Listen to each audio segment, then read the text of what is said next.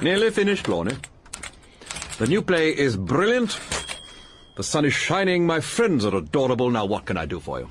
Dingo has just sent over the accounts for Noel Coward Limited. Oh, God. There's good news and bad news. The good first, please. We're expecting some very large cheques in October. Excellent.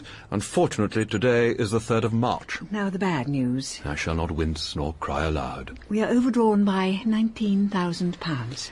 Lorne, how many plays have I written and had produced since the war? 3 plays, 3 musicals, 1 revue, 1 film, and a partridge in a pear tree. Precisely. I work unceasingly. Dingo has enclosed a sweet note advising us not to panic. We shall not panic, but we shall economise.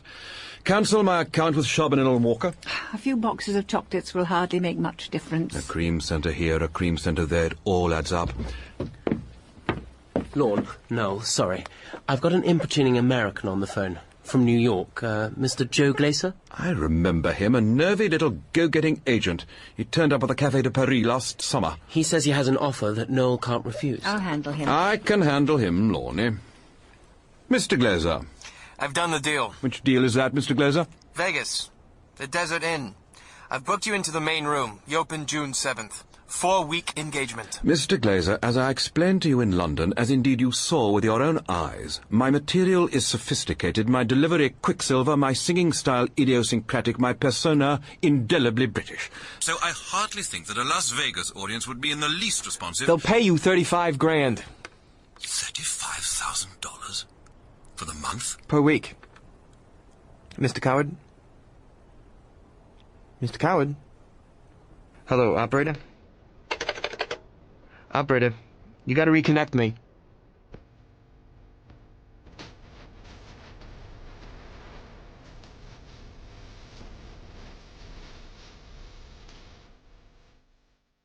Death at the Desert Inn by Marcy Kahan, a highly probable Noel Coward murder mystery, starring Malcolm Sinclair as Noel Coward, Eleanor Bron as his devoted London representative Lorne Lorraine, Tam Williams as his devoted secretary Cole Leslie, and Belinda Lang as his devoted friend Judy Garland.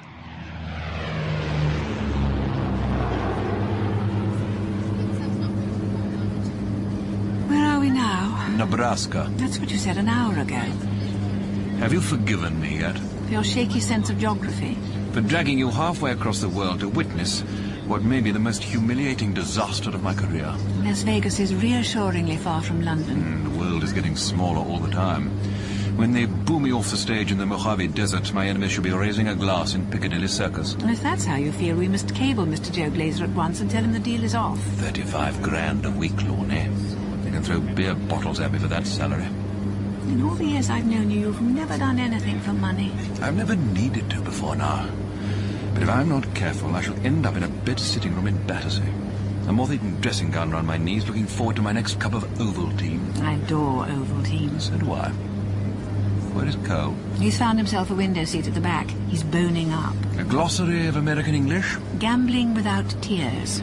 Kindly remind him that we are going to Vegas to make a profit, not lose a fortune. First, I need you to promise me something.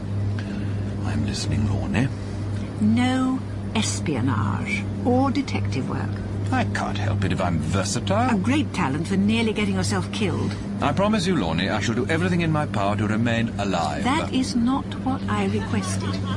Oh, you're going down. It's called landing. That strip of light. Vegas. Fasten your seatbelt, it's going to be a bumpy month. Well, Noel, what do you think? Very lively, Joe. Lively? The place never shuts. If you have the energy, you can gamble away your last dime, any hour of the day or night. What are those mountains called? Mountains? They must be the Sierras. Mrs. Lorraine, believe me, nobody in Vegas thinks about mountains. This is the Strip. You should have seen it 10 years ago. Nothing but shacks, sawdust roads, mangy dogs. Travel is eternal curse. One always arrives too late. Oh, come on. Look at these hotels. More neon than Times Square. Oh, I love the tropical heat. Me too. I prefer the Buckingham Palace Road and a light drizzle. You're kidding. She's kidding.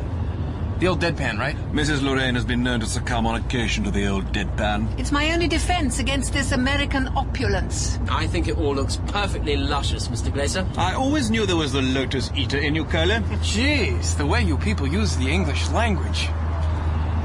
Here we are, folks. The Desert Inn.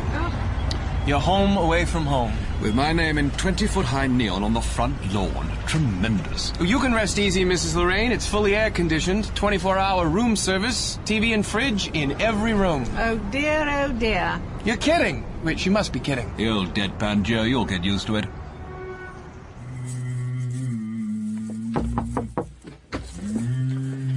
Lorne, another floral tribute. Oh, let me guess. Long-stemmed roses from Marlena. Do you think it was a good idea, Marlena, recommending that voice coach? We shall find out this evening at 8:30. Well, I intend to spend the afternoon in the casino, unless there's anything urgent. No, that's fine, Cole. Gamble away. Don't worry, Lorne. Joe Glaser has offered to show me the ropes. My anxiety has just gone up a notch. I'll give you odds of 6-4. That's a basket of wild flowers from the Queen Mother. May I come in? Oh, Miss Garland, what a delightful surprise. Hello, Cole. Lorne. Now, you must tell me if this is not a good time. It's perfect. Noel needs some diversion. He's been tearing himself to shreds all morning. Ah, Professor Dixon. Breathe from the diaphragm, shut the mouth, moo like a cow. Works every time. Did you train with Professor Dixon, Miss Garland? Me, darling? No, I was born mooing, but every actor in Hollywood who needs to sing a song swears by Professor Dixon. Lorne, where's my newspaper? Ah, good God, Judy, how long have you been here, darling? I just arrived. And I'm just going. Anything you need, Noel? Stay away from those one-armed bandits. Joe Glaser has volunteered to be his mentor. Ah, that's all right, then. Stay cool. Have fun. That boy gets more American by the minute. How are you, Noel? I mean, really. I mean, you're opening in 8 hours. Look at all these flowers. It's like a funeral home. The Lunts have sent a wreath. Well, darling, I can understand that. I mean, the Lunts they're high, the theater, whereas Las Vegas, the sleaze, darling, you have no idea. Now, I have some news, but I don't want you to worry. I just want you to take it in your stride, like you always do. Go on. Frank has chartered a private plane from L.A. for tonight. He's bringing Betty and Bogey and the David Nivens and the Joe Cottons and Zsa Zsa Gabor. I think that is a magnificent gesture. I was hoping you'd say that. Now, you must excuse me. I have to rehearse. Noel, you need a break. I was about to take a break, Lorne. Then I heard that Frank Sinatra will be in the audience. Oh, Frank isn't coming for your singing, darling. How deeply unfortunate. All I was planning to do was sing. You know what I mean. It's your material, the timing, the phrasing. The resolute tunelessness. Oh, stop it. Now I know the perfect place for lunch. It's 100 miles from the Strip, just burgers and the odd cactus. The tech rehearsal doesn't begin until 5. It will do you good, Noel. Can you join us, Lorne? I'd better stay here. The flowers and the telegrams. The absence of mooing. I wish you a pleasant drive and a very long lunch. Mr. Glaser. How much have you lost so far, kid? Oh, hardly anything. A few quarters in the slot machines. Your chances are better with the ones near the entrance. Why? They pay better to lure the crowds inside. Right. Oh, and before I forget, when you take a taxi, especially when you're with Noel, even if it's a 30-cent ride, always tip the driver at least $1. Okie dokie. You get in the cab with your accent, the driver will expect a lousy tip. You surprise him, it'll be good for business. He'll talk up the show. So you don't think Noel will bring in the crowds on his own? To be frank with you, kid, when I saw Noel's act in London, with the room going wild, I didn't get it. I mean, I knew he had something. Star quality. Guts and determination. Oh, he definitely has that. He's gonna need it tonight. This is one tough town. Noel can take it. During the war, he won over thousands of troops who were hoping for Betty Grable. What did he do? That's the great thing. He was just himself. He didn't play down to them. That's a good gimmick. Gimmick? Come on, kid. Let's get you started at blackjack. Now, pay attention. Windows. Marvelous. Windscreen looks a bit murky. Voila. An instant car wash. Well, how about that? You prefer an open top? Hey, presto! al fresco. This is absolutely fascinating, Noel, dear. All right, I know. These robotic marvels are as familiar to you as cellophane and Tootsie Rolls. That's true, darling, but you've made me look at them all with fresh eyes. That dollop of sarcasm means that you are paying for lunch. Miss Garland? Uh-oh. You've been spotted. Miss Garland, excuse me for interrupting. You don't remember me? No, I'm afraid. Wait a minute. Carol Ann Fleischman. Not anymore. I'm Mercedes de Caruso now. Are you? Goodness. Noel, I'd like you to meet the daughter of the best hairdresser MGM ever had. Noel Coward, Mercedes, De Caruso? How do you do? I was so sorry to hear about your mother. It was a big shock for all of us. She was such a lovely woman. Are you here on holiday? I'm a dancer. In the chorus of Sammy Davis's show at the Last Frontier. I thought you looked familiar. You mean you've seen the show, Mr. Coward? 2 nights ago, most impressive. Really? I can't believe you just said that. I've had some lean times, but my luck is changing, believe you me. Good for you, dear. I'll come to the show soon. Oh, will you, Miss Garland? That would be the best evening of my life.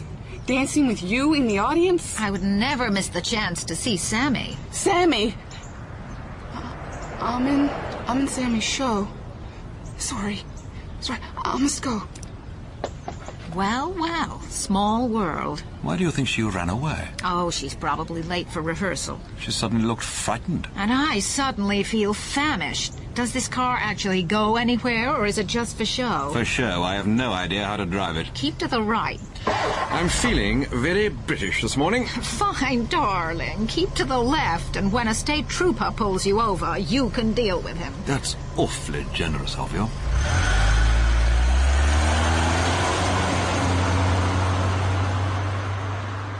Whiskey and soda, please. Mm-hmm. You're not local. Me? No. London. England. You don't say. Some mighty fine literature's come out of your country. Thank you. Wordsworth, Keats, Shakespeare. You know Shakespeare? Yes, of course. You see? That's what's wrong with Nevada. Nobody reads. There are many English people who don't read. Some of them have been to our finest schools. You don't say. Floyd Hicks. Cole. Cole Leslie. Whiskey. Thanks. Can I get you another? No, better not. I'm not supposed to be drinking on the floor. I'm a croupier. Blackjack. I was playing at the table next to yours. Drowning your sorrows, huh? Not exactly. The fact is, I won. My first time out, I won $500. In that case, I can give you some advice for free. Quit winners. Sorry? Walk straight out of here, don't look back. That's what Noel would say. No. Noel Coward. You know him? I'm his secretary. You don't say. I've been reading about Noel Coward all my life. What's he like? Oh, he's singular. Nonconformist, huh? In a way. He's a stickler for good manners, but he loathes pomposity. You don't say. Listen, I gotta get back to the tables. Would you do me a favor? Sure thing. If you spot a brunette, 5'10", dancer's legs, swings her arms when she walks, let me know, would you? Of course. She stood me up for the last time. Ah, I understand. Look, my boss would break my arm if he heard me say this. Cash in your chips. A classy guy like you doesn't need to gamble. It's just a bit of fun. That's what they all say. Gotta go.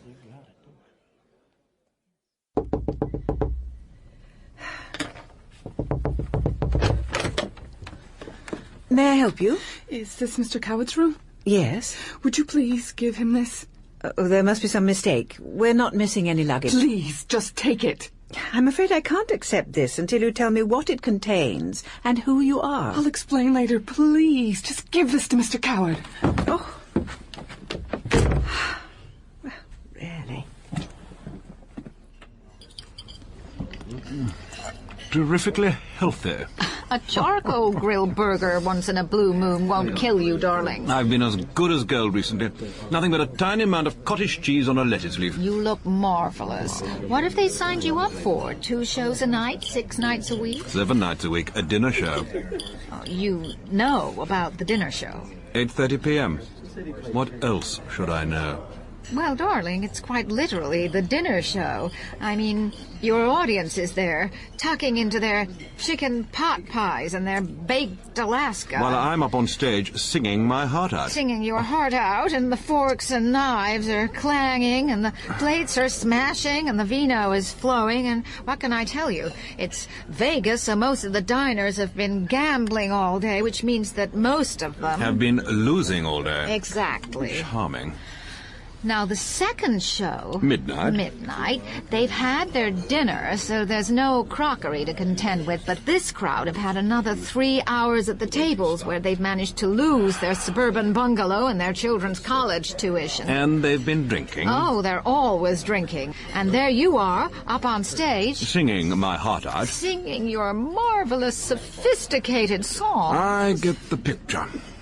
I'm about to experience, single-handed, with only myself to blame, the greatest debacle in my entire career. Oh, no, darling. I didn't mean to depress you. Admit it, Judy. This is madness. Look at me. A 55-year-old Englishman, positively reeking of urbanity, presuming that, like the sweet Lord Jesus, I can perform miracles in the desert. If I were you, I would simply forget that your audience hails from Kansas, Nebraska, Utah, Illinois. Nescafe Society. Think of the show as a party, Noel. You're the host. Now, I happen to know you give wonderful parties. You invite people from all walks of life and make them feel special. You're quite right. It's up to me to make Mr. and Mrs. Nebraska abandon their precious chicken pot pies. That's the spirit. Oh, that's funny. What? Man over there at the counter. Don't turn around. He's looking this way. Well? I know him. He's a congressman. Nick Faulkner. One of Washington's new golden boys. I've heard of him. He was in Time magazine. Handsome as sin. Tell me about it. They say he's a contender for president. So what's funny? The people he's with. You can look now. Point taken. But just because Mr. Faulkner chooses to drive out to a remote diner in the company of some Edward G. Robinson look-alike... Shh, he's coming over. Judy, I thought it was you. Hello, Nick. Of all the gin joints in all the world. Nick Faulkner, Noel Coward. Pleased to meet you. Mr. Coward, I'm looking forward to your show. Thank you. We've met before, you know, but I was part of an adoring crowd. Indeed. You visited Yale in my final year with Cole Porter and John Wilson. I was one of the Whiffenpoofs. We serenaded you in the dining hall. I remember you collectively. You were adorable with a wonderful sense of harmony. What brings you to Vegas, Nick? Oh, you know, politics. I'm doing a favor for a friend. Wish I had longer to chat to you folks. Perhaps we'll run into each other in town. Let's hope so, darling. Gotta run. Take care. Charisma on toast. Do you mean Nick, or are you ordering dessert? I must get back. I need a bath and a nap before the tech. Fortunately, dear Lorne will have everything under control. What do you mean she refused to give you her name? You should have insisted. She said she would explain later. Then she dropped the satchel at my feet and fled. Well, I've no idea why she left it here. Don't you? Should I? I assumed it might have something to do with your occasional espionage activities. I am in Vegas to do a cabaret, not fight the Cold War. That is a tremendous relief. I'm going to have my bath. Notify reception that was delivered to my suite by mistake. I don't think we should do that. Why not?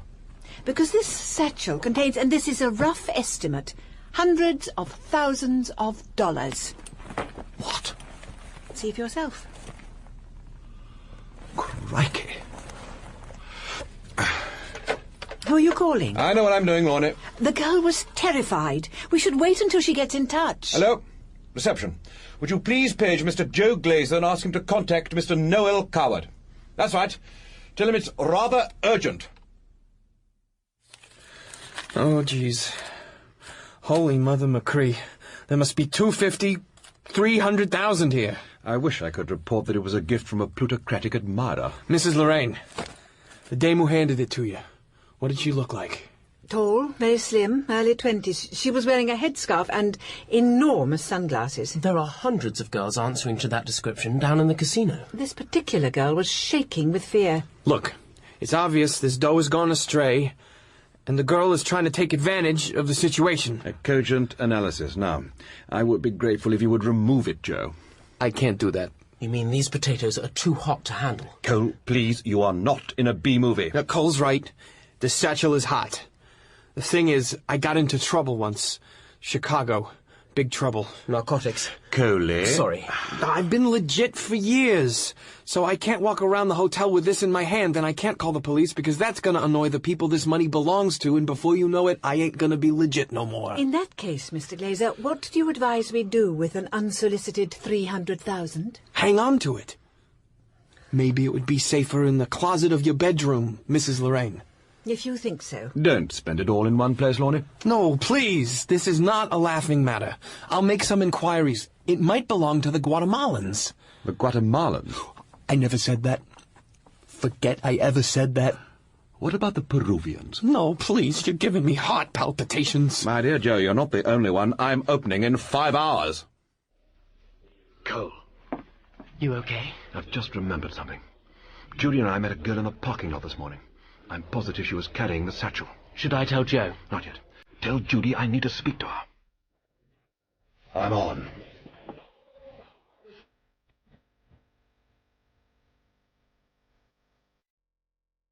Have you started breathing again, Lauren? Halfway there. No mishaps so far. They're absolutely loving him. And he's absolutely loving them. Excuse me, Miss Garland. No one needs to speak to you as soon as the show is over. Of course, darling. It's about the you-know-what, Lorne. Do you know what? Not now, Cole. The maitre d' gave me this envelope for you, Miss Garland. He says it's urgent. Tell the maitre d' that I'm watching the show. But it might be connected to the you-know-what. I don't know what the you-know-what is. Shh. Better read it, Miss Garland. Now I should like to sing you a Bad song I news. wrote very long ago. It can wait and till far after the away. show. It's called Mad Dogs and Englishmen. Oh, my favorite! In tropical climes, there are certain times of day when all the citizens retire to tear their clothes off and perspire. It's one of them. Ladies and gentlemen, that includes you, Tallulah. Before we all succumb to a well-deserved opening night bacchanal, I would like to thank Mr. Sinatra for chartering a very special aeroplane filled to the brim with very special people. I always knew that my Las Vegas debut was bound to be an experience both rich and strange, but the presence of so many talented luminaries has made it glamorous, thrilling, and above all, terrifying. Thank you. No. Meet me in the bathroom. I beg your pardon? I've got news. Ah, entendu.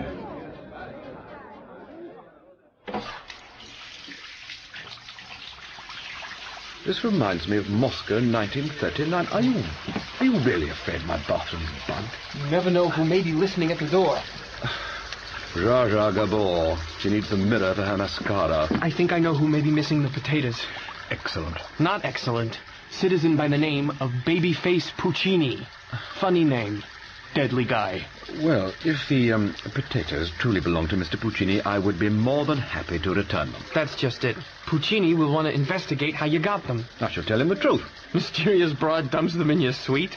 Puccini won't believe you. I can live with Mr. Puccini's skepticism. If Puccini doesn't believe you, you will not live. Ah. What do you advise, Joe? Look, you're the last person Puccini would suspect of getting involved with this. So you must not get involved. No. Not now, Coley. Judy needs to see you. She's in my room. You must excuse me, Joe. You go. Enjoy yourself, Noel. Leave the dangerous side of things to me. Hello, darling. Miss de Caruso. Mercedes needs to talk to you, Noel. And I need to talk to Mercedes. When we met this morning, Mr. Caruso, you were carrying a rather handsome leather satchel. That's right. You then went up to my suite. You handed the satchel to my secretary. She said you seemed distressed. That's right. The satchel contains $300,000. Mercedes can explain. Let's hope so. None of this would have happened if I hadn't bumped into you and Miss Garland in the parking lot. Go on. I had an appointment with someone. I was supposed to deliver the satchel to that person. Did you know what was in it, Mercedes? I sort of did, and I sort of didn't. I mean, I had no idea how much. What happened in the parking lot?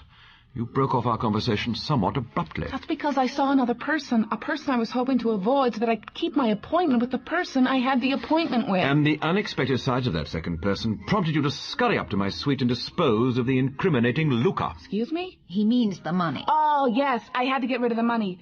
But I'd like it back now, please. Oh, dear. You haven't given it to the police. I've been advised not to call in the police just yet. But I'm told that a gentleman named Babyface Puccini has discovered he's missing a sum in the region of 300,000. You know Mr. Puccini? I'm afraid I haven't had the pleasure. Well, it's okay, honest, Mr. Coward. That's who I'm returning the money to. Carol Ann, what have you got yourself into? Mercedes. I don't like the sound of this one bit, young lady. Satchels full of dollars, men named Babyface. I can't help it, Miss Garland. I just keep falling in love. Now we're getting somewhere. With Puccini? No, what an idea.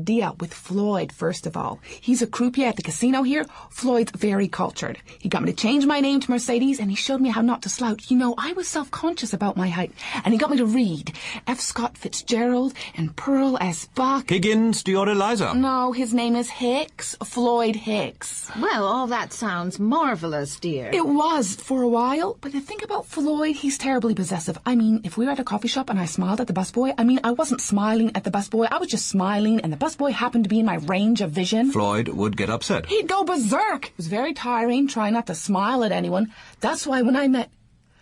Well, let's just say I met a very important politician. And he was so charming and so easygoing. I made him laugh. He wasn't in the least interested in educating me. Nick Faulkner? How did you know that? Mercedes, am I correct in stating that when we last met you were delivering a satchel of money from Babyface Puccini to Nick Faulkner? Well, yes. But you unexpectedly glimpsed Floyd Hicks in the parking lot? He told me he was spending the afternoon in the library. Quite. And you couldn't allow Floyd Hicks, who was an honourable man, to see what you had in the satchel. You're a regular mind reader, Mr. Coward. Why did you choose me as your left luggage depot? You have a very kind face. See, Noel, it couldn't be more straightforward. Mercedes, if I give you the satchel and you return it to Puccini, won't he be angry that you let it go astray? No, not when Puccini hears that I only did what I did to protect the money. Nick had to go back to New York, but I'm going to be moving there real soon, so I can take it with me on the train. You're moving in with Nick Faulkner? Well, not right away. He has to tell his fiancée about us. Meanwhile, I can get myself an apartment, take acting classes. What about Floyd? Oh, Floyd. I love him like a sister. Really, I do. How do we get the satchel to you without Floyd seeing? That's the beauty part. He's on the early morning shift tomorrow. If you could drop it at my apartment before 11, I could get it to Puccini before Floyd gets home. Agreed. Promise me you'll be careful, Mercedes. Oh, it's all going to work out beautifully. Did you follow that? Every word. It's better than a drugstore novel. Tell me I shouldn't be worried about that girl. You should be worried about that girl. I'm here for the next month. I'll keep an eye on her. Come on, darling. I need a vodka. I need 200 vodkas. 5,000 vodkas. And one sublime cigarette.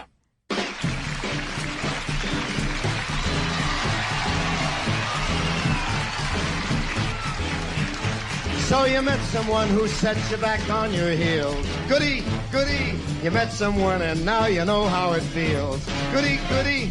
You gave him your heart too, just as I gave mine to you. And he broke it in little pieces. Hey, how do you do? Good morning, Lonnie. Coley. The years of the spring and days at the morn, mornings at 7, the hillsides dew pearl. Mornings at 7, indeed. Where did you spring from? We thought you were having a lie-in. I can sleep this afternoon. What time did the last of the guests leave? The stragglers were headed toward the casino at 5 a.m. They were still partying when I went to get the papers at 7. Anything in the papers? Only Variety. Good? Afraid not. Damn. It's sensational. Las Vegas flipping. Shouts more as Noel Coward wows 'em in cabaret turn. Is that the review? That's just the headline. Most gratifying. Noel, what are you doing with that satchel? I retrieved it from your closet, Lorne. Why? I'm returning it to its rightful owner. Who? Ask me no questions, and as I'm not going to tell you, no lies. That will be Judy. Hello, darling. Hello. Goodness, this room is simply streaming with light. Cole, the drapes. Did you sleep well? Sleep? We were all carrying on until dawn. That's when Mr. Coward abandoned us. Can you ever forgive me? Is that the famous satchel? Miss Prism, eat your heart out. We'd better go. Have you told Lorne and Cole the latest? No time. I gather the mystery has been solved? Let's hope so. Be careful on your way through the lobby. We'll take the service elevator. Nonsense. We shall travel by first-class elevator and damn the expense.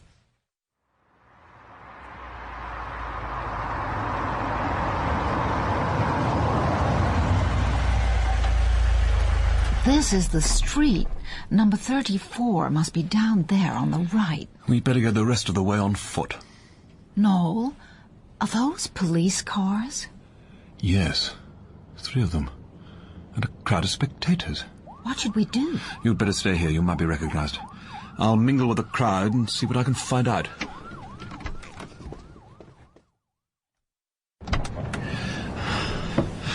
Brace yourself, darling. Mercedes? Afraid so. She's been murdered. Oh, no. I managed to speak to a rookie policeman. The cleaning lady found the body this morning at 8. The police have already arrested their chief suspect. Floyd Hicks? The neighbors heard him and Mercedes having a violent row about 2 a.m. Floyd must have found out about Mercedes and Nick Faulkner. Obviously. We'd better get out of here.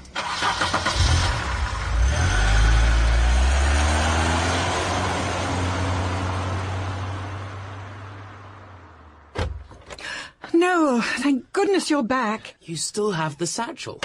That is correct, Coley. I still have the satchel. What's happened?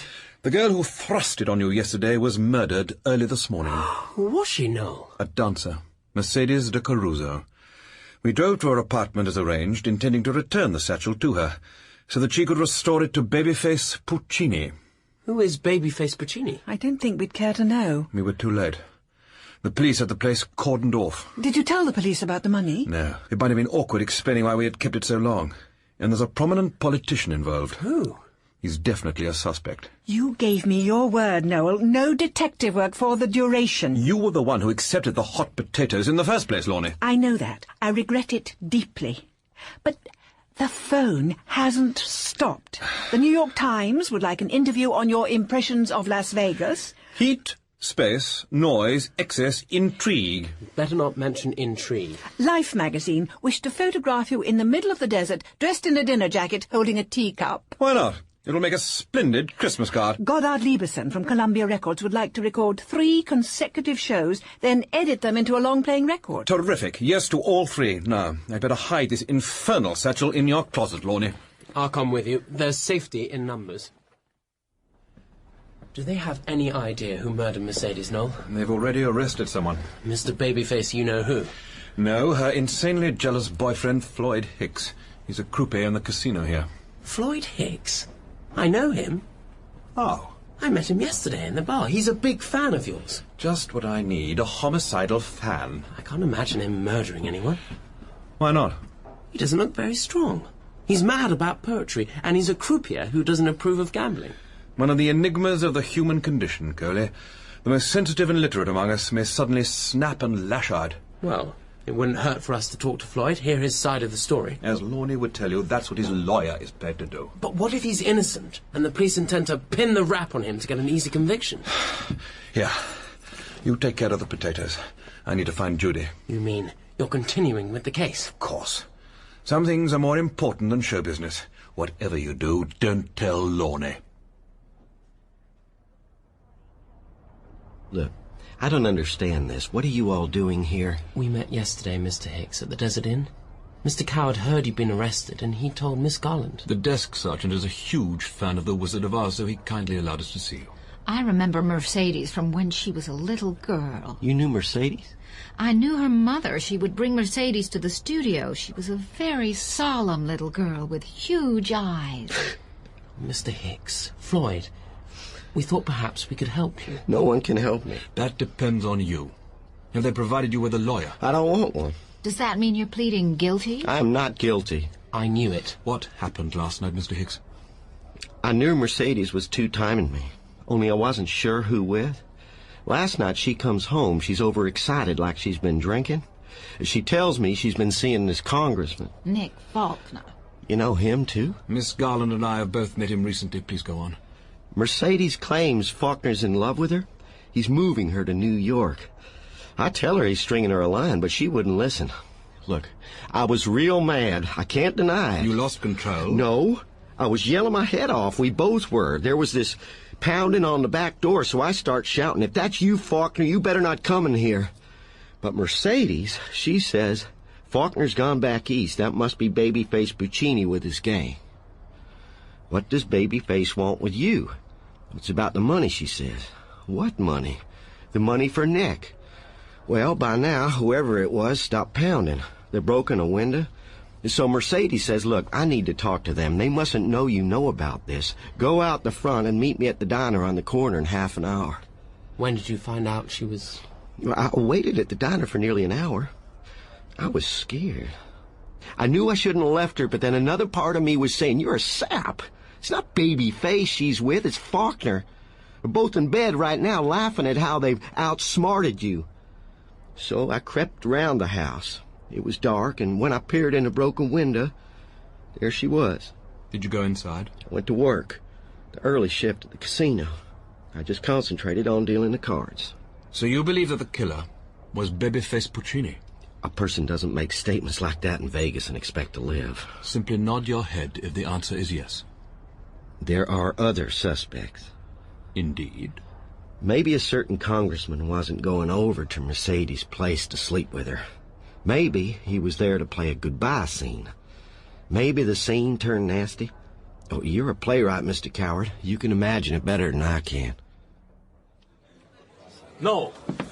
No? Are you trying to get me killed? Not consciously, Joe. Your secretary has no idea where you are. Meanwhile, you're spotted this morning in the lobby with Judy Garland emerging from the elevator with the satchel. And what, pray, is so unusual about that? Judy is a great friend. This is a hotel.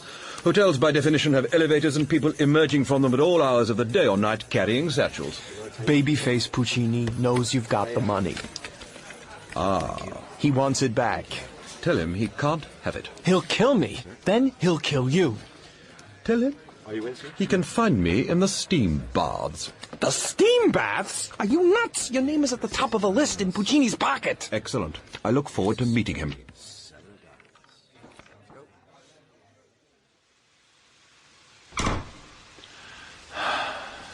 Mr. Coward, what an unexpected pleasure. Mr. Faulkner, I thought you were in New York. I still have business in Vegas. What a triumph you had last night. Were you there? The midnight show.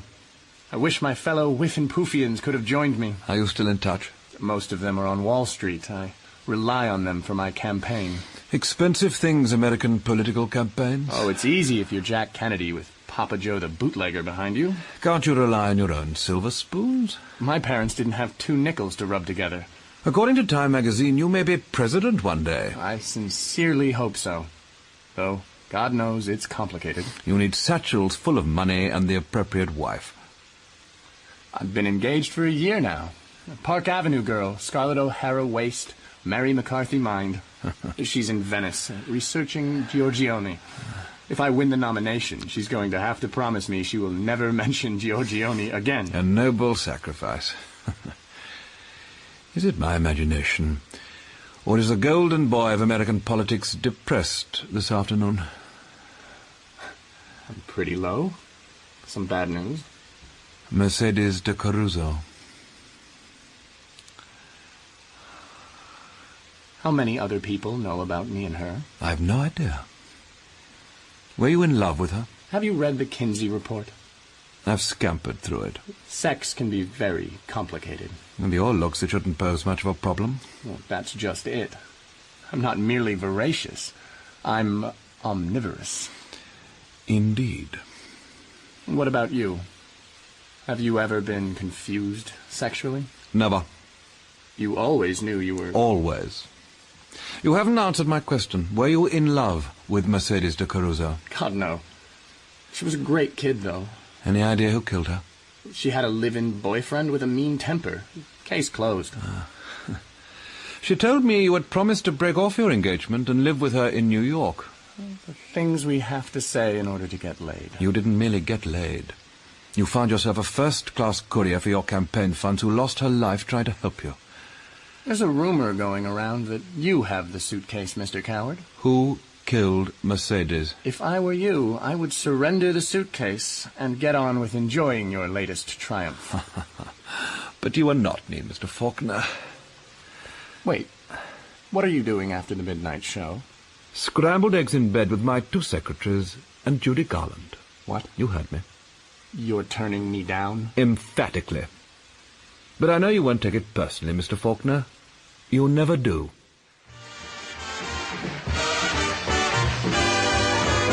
Tennessee Williams, self-taught, does it?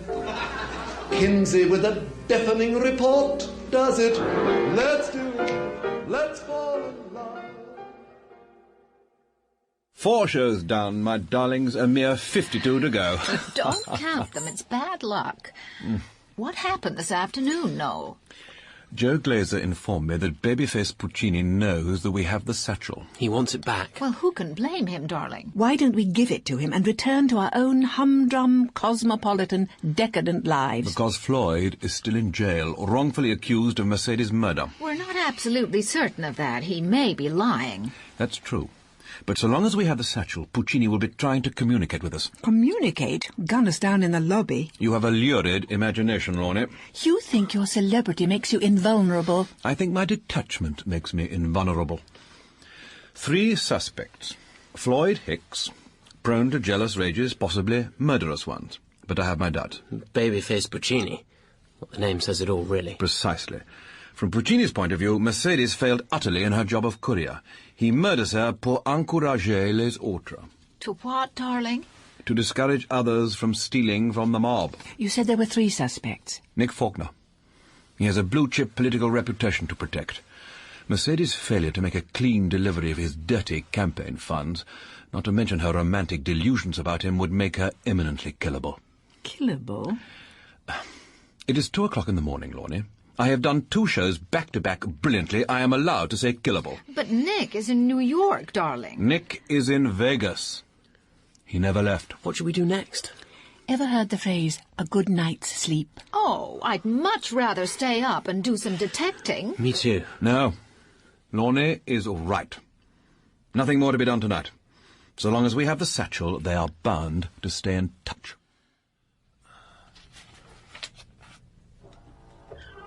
Whoever you are, I would strongly advise you to go away at once. No? Coley, you nearly gave me heart failure. Sorry, I couldn't see whether your light was on. Why are you lurking outside my bedroom? On the way back to my room, I felt someone was watching me. Did you actually see anyone? No. Go back to bed, Cole. Hands up, or I'll shoot. Mr. Hicks, this is a private bedroom in a private hotel suite. Where's the money? First tell us how you got in. I'm positive I shut the door. You didn't shut it the whole way. I've been watching you. What did I tell you, Noel? You've been nervous as a bird. What sort of bird? Give me the money. Nervous as a bird? I've heard of happy as a grig. You're always saying that. That's true, I am always saying that. Look, just give me the money, and I'll go. My wallet is on the table. I'm afraid it only contains about $40. I'm here for the 300 grand. Where would Noel get a sum like that? Babyface Puccini said that Mercedes gave it to you. So Puccini's been to see you. Give me the money. Did Puccini get you sprung from the slammer? What? Try talking English, Coley. Did Puccini get you freed from jail? Where is it? Under the bed? Really, Floyd, I can see that it sounded like a good idea at the time. You obtained the satchel for Puccini in exchange for your freedom. But it's not really you, is it? You're an honest man, Floyd. You know you are. Shut up! The last thing we'll do with a gun pointing at our heads is shut up. Now think about it, Floyd. Puccini probably killed Mercedes, the great love of your life. He saw to it that they pinned the blame on you, and now he's trying to get you into even deeper trouble. Demanding money with menace. Thank you, Cole. My dear Floyd, put down the gun. If I were you, I'd leave Nevada. Find yourself a nice, leafy university town. This is your last chance. No, kiddo. This is your last chance. What?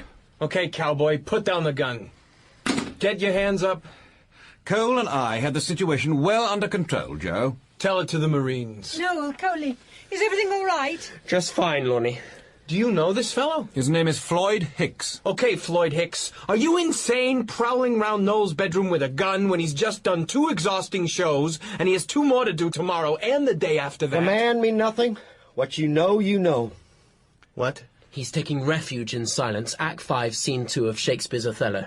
Come on, Hicks. Let these people get their beauty sleep. I've got his gun, Joe. Well, point it at him, kid. If he tries anything, shoot him in the leg. Oh, we'll do no such thing. Come on, Hicks. All right. So, that was Floyd Hicks. Yes. The suspect you thought was innocent. I still think so. He was sent here by that scoundrel Puccini. Right. I'm sleeping on the sofa in your living room. Don't be silly. No, really. If Joe hadn't come up here to check on us... You take the bed. I'll be fine on the sofa. Maybe we should move the bed into the living room. Only one gun-wielding intruder per night, Lorne.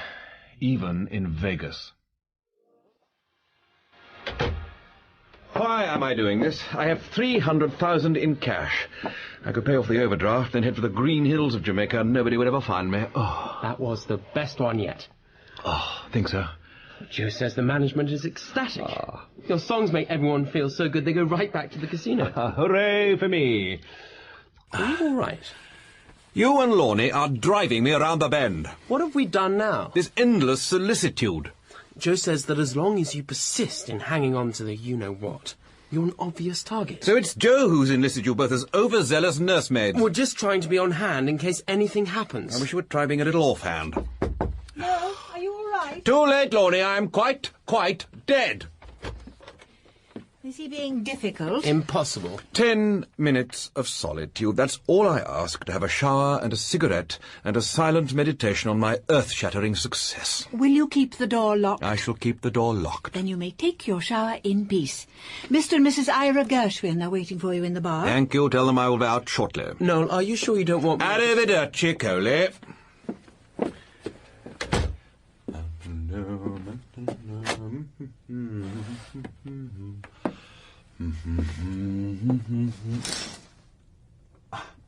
Mr. Faulkner. I need to talk to you. This is a private shower in a private dressing room. May I sit down? I've been hunched in here for hours. My back is killing me. Serves you right. Come on. Get out of there. Thanks. Cigarette? Thanks.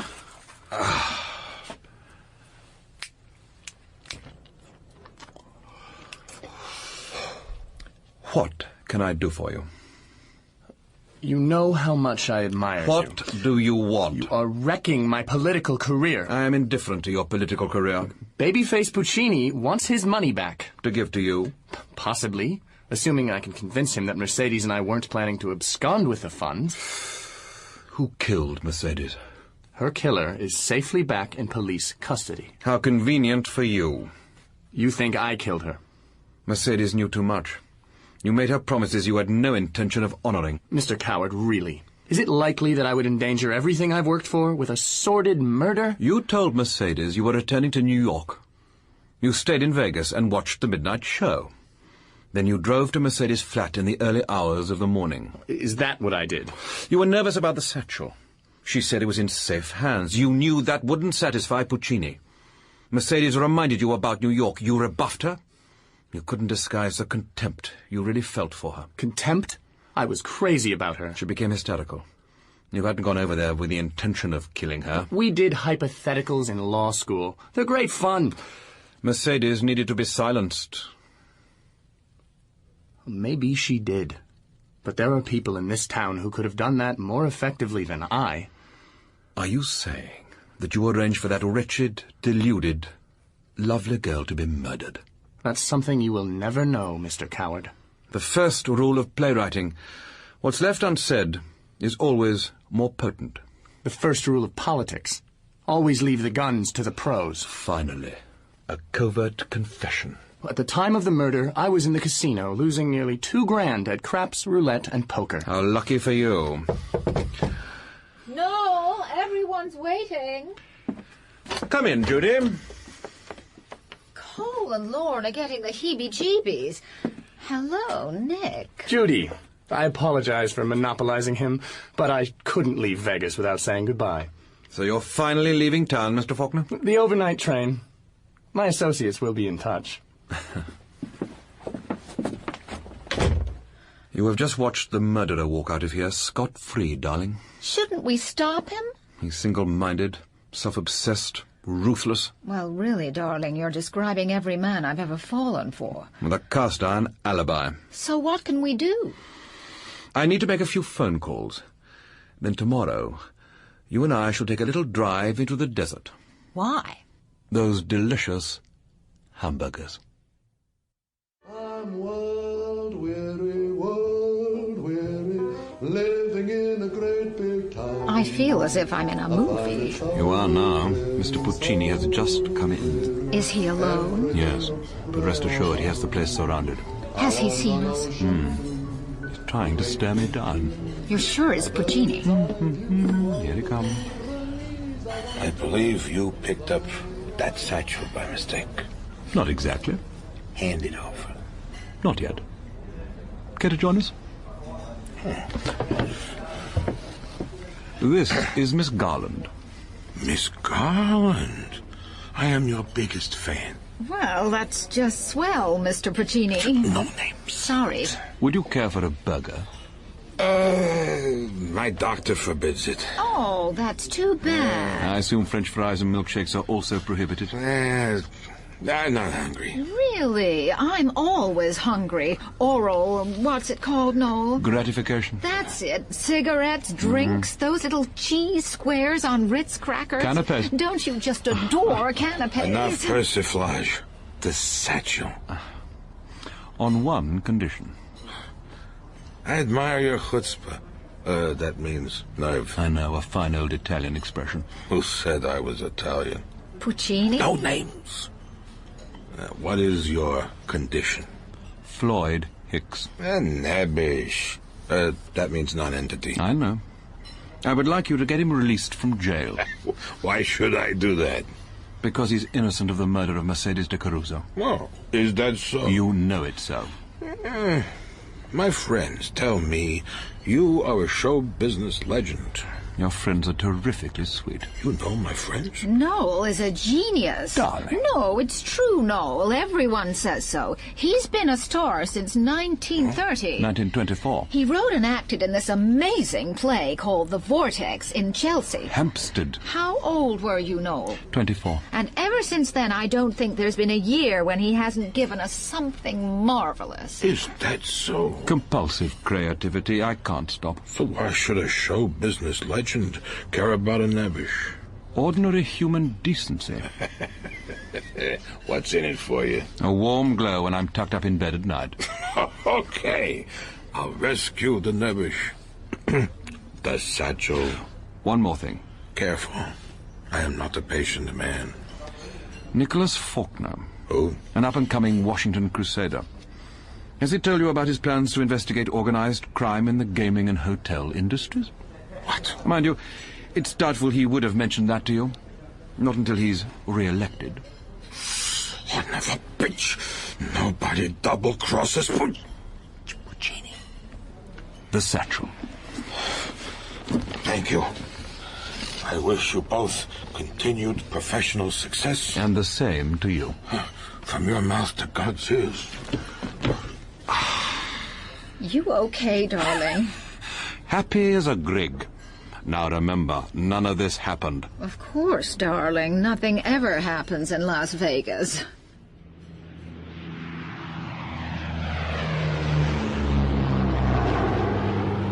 Where are we now? Ireland. That's Windsor Castle.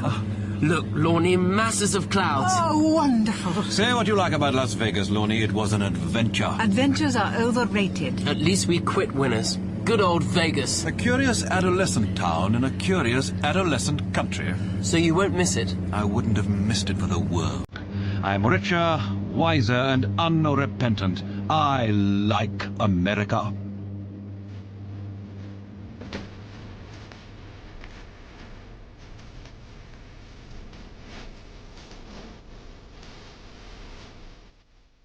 Death at the Desert Inn, a highly probable Noel Coward murder mystery, was written by Marcy Kahan.